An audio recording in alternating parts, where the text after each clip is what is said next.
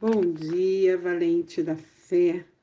2 Timóteo 2:1 diz assim: Portanto, você, meu filho, fortifique-se na graça que há em Cristo Jesus.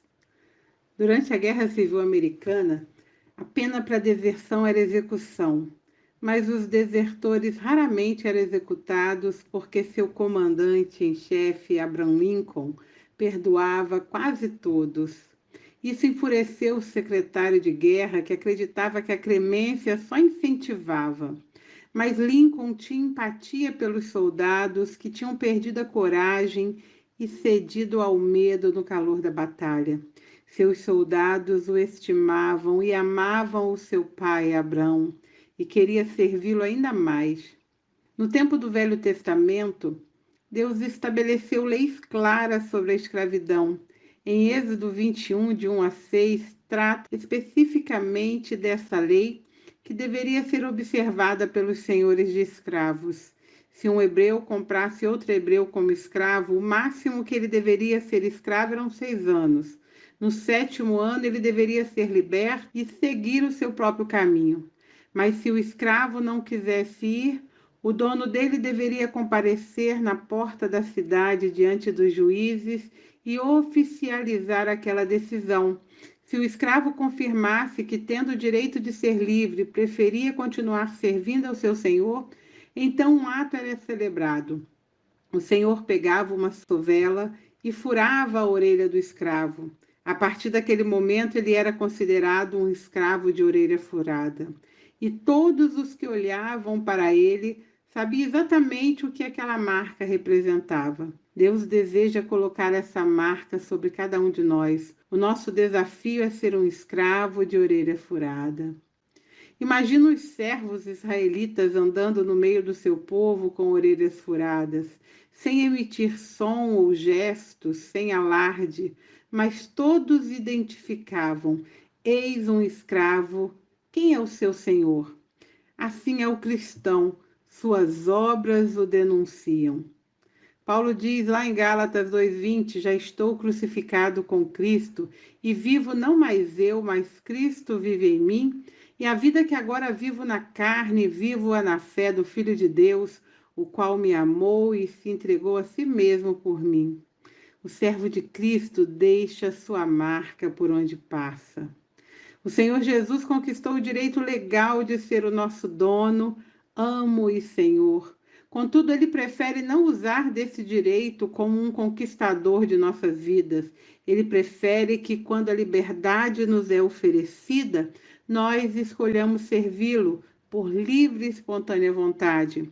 O servo da orelha furada não permaneceria com o seu senhor por obrigação, e sim por amor, pois, diferentemente de Satanás, que oprime os seus escravos, Deus ama e respeita profundamente os que o servem. Naquela época, quando olhavam a orelha furada, dizia: eis um homem livre que, por amor ao seu Senhor, preferiu ser escravo. Melhor ser escravo de Cristo do que ser escravo do pecado. Presta atenção a essa história. No século XVIII, na Europa, 2 jovens missionários moravianos de 20 anos ouviram sobre uma ilha no leste da Índia, cujo dono era um britânico agricultor e ateu. Este tinha tomado das florestas da África mais de 2.000 pessoas e feito delas seus escravos. Essas pessoas iriam viver e morrer sem nunca ouvirem falar de Cristo. Esses jovens fizeram contato com o dono da ilha e perguntaram se poderiam ir para lá como missionários. A resposta do dono foi imediata: nenhum pregador e nenhum clérigo chegaria a essa ilha para falar sobre essa coisa sem sentido. Então eles voltaram a orar e fizeram uma nova proposta: e se fôssemos à sua ilha como seus escravos para sempre? O homem disse que aceitaria, mas não pagaria nem mesmo o transporte deles. Então os jovens usaram o valor da sua própria venda para custear sua viagem. No dia que estavam no porto se despedindo do grupo de oração e de suas famílias, o choro de todos era intenso, pois sabiam que nunca mais veriam aqueles irmãos tão queridos.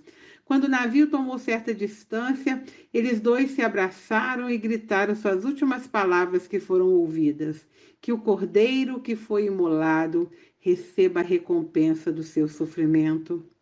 Os moravianos foram os primeiros protestantes a colocar em prática a ideia de que a evangelização dos perdidos é dever de toda a igreja e não somente de uma sociedade ou de alguns indivíduos. O padrão de sermos escravos por amor se estende à nova aliança e é encontrado no ensino dos apóstolos. Observe o que Paulo declarou isso lá em Filipenses 3, 7 e 8. Mas o que para mim era lucro, passei a considerá-lo como perda por amor de Cristo. Sim, na verdade, tenho também como perda todas as coisas pela excelência do conhecimento de Cristo Jesus, meu Senhor, pelo qual sofri a perda de todas essas coisas e as considero como refúgio para que possa ganhar a Cristo. O servo da orelha furada decidia pela escravidão vitalícia como um ato de amor, e isso o levava a fazer duas escolhas: renunciar à sua liberdade, viver para obedecer a seu Senhor. As marcas que carregamos devem fazer parte do nosso caráter, pois elas autenticam de fato a nossa fé e não deixa dúvida de quem somos e a quem pertencemos. Assim como aqueles jovens soldados que amavam a Abraham Lincoln, que tinha pago um preço por suas vidas, porque eram para serem executados, mas ele os perdoou. E isso os marcou tremendamente. Que você possa marcar a vida de alguém, levando a ela a palavra de amor, a palavra de salvação.